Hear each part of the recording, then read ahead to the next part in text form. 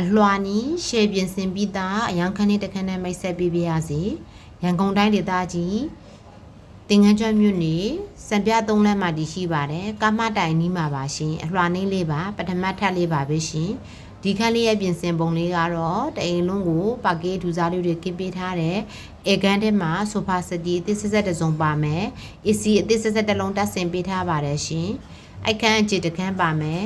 အခန်းထဲမှာမန်တင်ခုံလေးလုပ်ပေးထားတယ်နောက်ဖက်ကစ်ချရုံလေးမှာအဝင်ဝါးလေးမှာစလိုက်ဒေါ်လေးတက်ဆင်ပေးထားတယ်ကစ်ချရုံလေးဆိုတဲ့တက်ချင်းတန်းရနေပါတယ်ရှင်ကြွေပြားအထူစားလေးတွေကပ်ပေးထားတယ်ရရှုခန်းလေးမှာအောက်ကံပါရှိပါတယ်အင်တာဘူထိုင်ပါပဲရှင်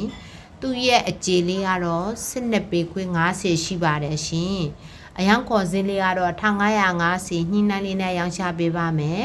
လူနေရန်စာရွက်စာတမ်းအပြည့်စုံကိုပိုင်မီတာကိုပိုင်မော်တာဖြင့်ရောင်းချပေးသွားပါမယ်ရှင်မတ်တော်မေးအင်ချမ်းမြေဖြင့်လာရောက်ကြည့်ရှုဖိတ်ခေါ်လိုက်ပါတယ်ကျေးဇူးတင်ပါတယ်ရှင်